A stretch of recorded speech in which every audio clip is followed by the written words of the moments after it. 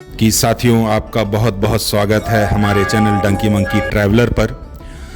इस अयोध्या के सफ़र में हनुमान कौशल देश की राजधानी राम राज्य की राजधानी अयोध्या में हम आ पहुँचे हैं। राम के पिता चक्रवर्ती दशरथ के महल।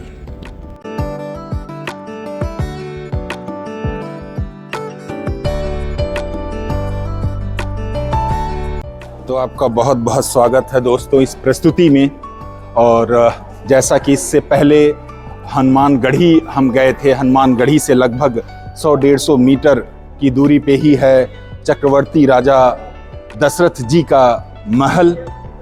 और यह जो आप देख रहे हैं सुंदर यह भवन, यही कभी राजा दशरथ का महल था और यहीं पे ही था।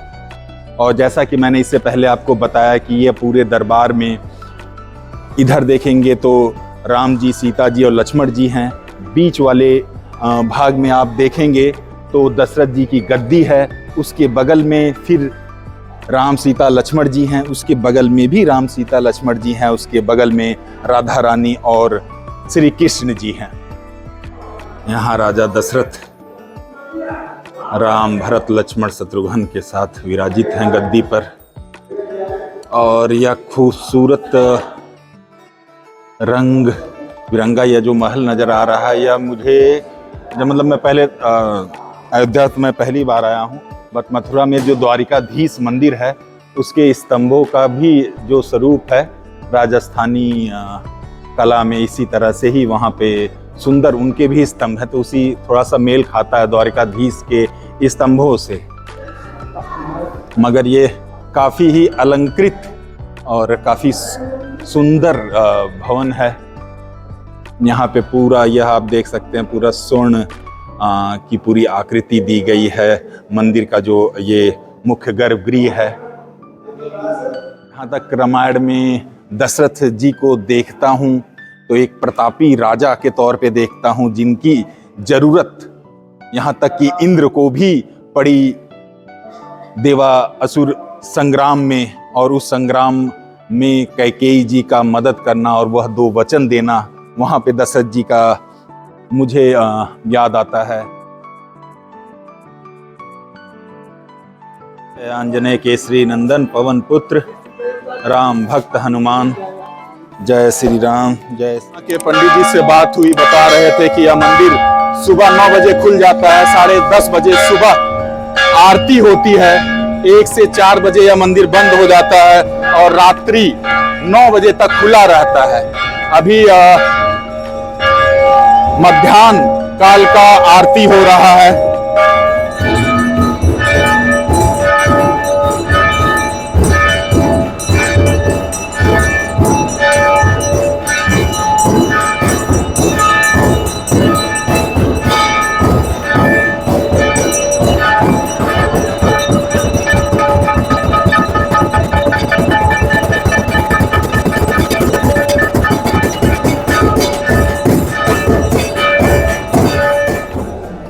इसके साथ वह जब वो शिकार पे जाते हैं और शब्दवेती बाण से श्रवण जी का मृत्यु हो जाता है, तो वह प्रकरण भी दशरथ जी से जुड़ी हुई मुझे याद आती है। और उनके पिता के द्वारा दिया गया श्राप कि जिस तरह से पुत्र मोह में हम दंपत्ति प्राण त्याग रहे हैं, आप भी अपने पुत्र मोह में आपको देहवासन करना पड़ेगा, मतलब आपकी भी मृत्यु पुत्र मोह में जाएगी।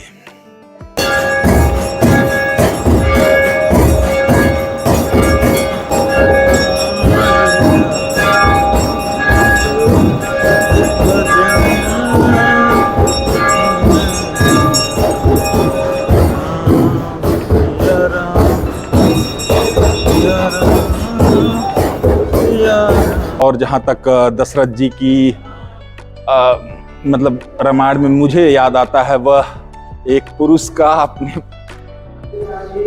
नारी हट में व्यवस्था, जिसमें आई थिंक व्यवस्था भी थी और रघुकुल की जो रीत थी कि कुछ भी हो जाए वचन कभी खाली नहीं जाता, और उस वचन के आगे उन्हें वो 2 वर देना पड़ता है। जिसमें उन्हें अपने हृदय के टुकड़े श्री राम जी को 14 वर्ष का वनवास कैकेयी के एक वर के स्वरूप में प्रदान करना पड़ता है। और जय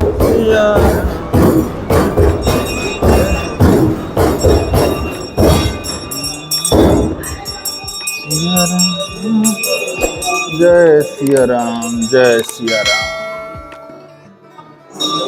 जय श्री राम, जय सिया राम।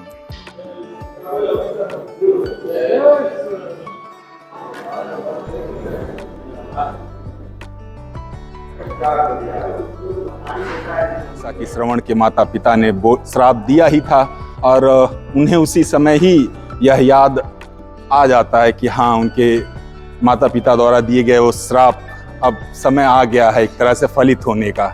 और राम के वियोग में दशरथ जी अपने प्राण त्याग देते हैं। तो दशरथ एक पुत्रमोह, एक प्रतापी राजा, एक शक्तिशाली राजा, एक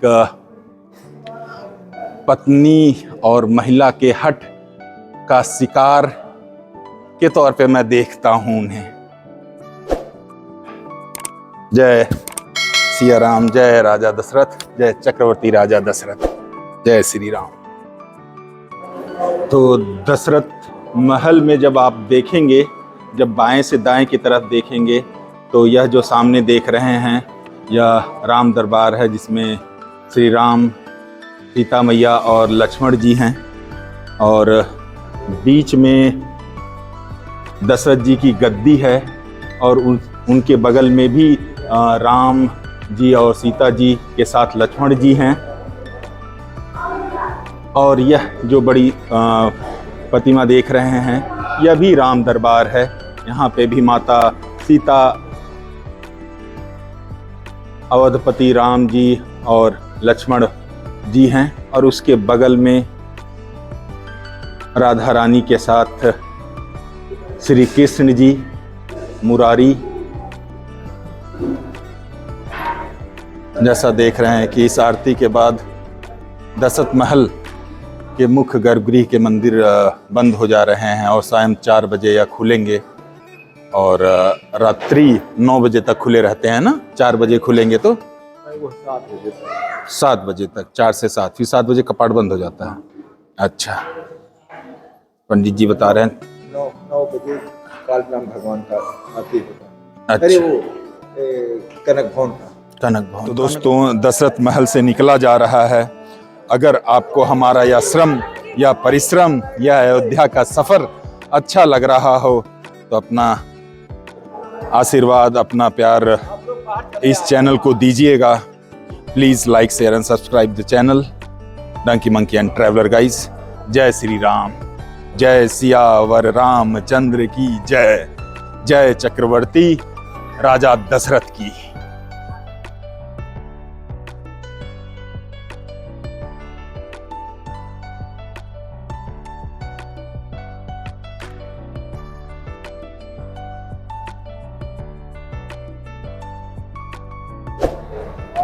जी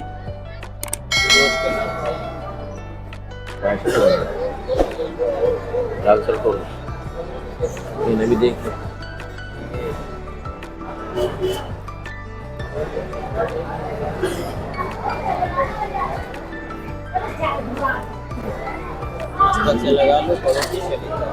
जय श्री राम, जय राधा कृष्ण।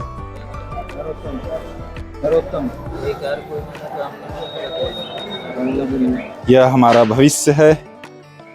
विश्व राशि स्वामी शुक्र है। प्रश्न पूछने वाले, काम जो आप सोच रहे हो सो काम आपका माफिक पूरा होगा। अब समय आपका खराब जा रहा है। 1 माह 15 दिनों में जो भी करने वाले हैं उसमें सफलता अवश्य मिलेगी। कुछ खुशी व धन की प्राप्ति भी होगी। मगर एक कार्य यह करना, सूर्य भगवान को सुबह 1 लोटा जल अवश्य चढ़ाना, जिससे प्रकाश के माफिक भविष्य उज्जवल होगा। धन्यवाद। यह जीवन मेरा पहला एक्सपीरियंस था। धन्यवाद। किस राशि है भैया आपका?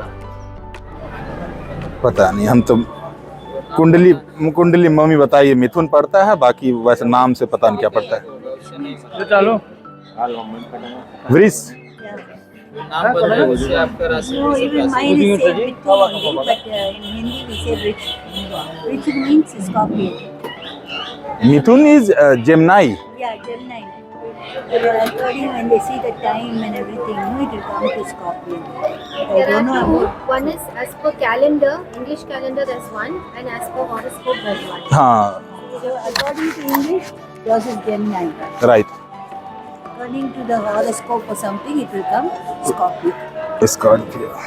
सुबह नहा धो के एक लोटा जल सूर्यनारायण भगवान को चढ़ा दिया करें। धन्यवाद। अच्छा रहेगा। जी जी जी, नमस्कार, जय श्री राम।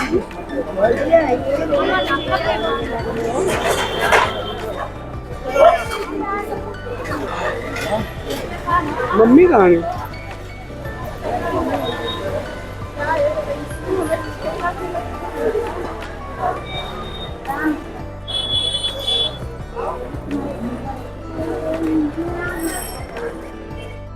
तो दोस्तों, इस भाग की प्रस्तुति से आपसे विदा लेते हैं और आपसे विनम्र निवेदन यही करते हैं कि आपको यदि यह प्रस्तुति अच्छी लगी हो तो अपना प्यार दीजिएगा इस चैनल को। Please like share and subscribe the channel and please press the bell icon. Bell icon इसलिए ज़रूरी है कि अगली बार जैसे ही मैं वीडियो अपलोड करूं आपको उसकी सूचना तुरंत प्राप्त हो जाए। चलिए आपसे मिलते हैं अगले भाग। चलिए इसी के साथ मैं यह भी आपको बताता चलूं या एक आइडिया दे दूं कि आप अयोध्या में इस मंदिर में यदि पहुंचना चाहें भारत के किसी कोने से तो कैसे आ सकते हैं। अगर आप वाया एयर आ रहे हैं तो लखनऊ अंतर्राष्ट्रीय हवाई अड्डा निकटतम हवाई अड्डा है जो अयोध्या से 152 किलोमीटर की दूरी पर है। अयोध्या गोरखपुर हवाई अड्डे से लगभग 158 किलोमीटर, प्रयागराज हवाई अड्डे से 172 और वाराणसी हवाई अड्डे से 224 किलोमीटर दूर है।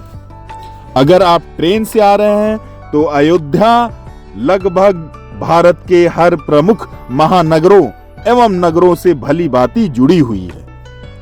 आप लखनऊ से 128 किलोमीटर की दूरी तय कर सकते हैं ट्रेन से, गोरखपुर से 171, प्रयागराज से 157, वाराणसी से 196। अब अगर आप सड़क माध्यम से आ रहे हैं तो उत्तर प्रदेश परिवहन निगम की सेवा 24 घंटे उपलब्ध है और सभी छोटे बड़े स्थानों से यहां पहुंचना बहुत आसान है। आप फैजाबाद बस मार्ग द्वारा लखनऊ से 152 किलोमीटर, गोरखपुर से 158, प्रयागराज से 172 एवं वाराणसी से 224 किलोमीटर की यात्रा करके बस से आप अयोध्या आ सकते हैं।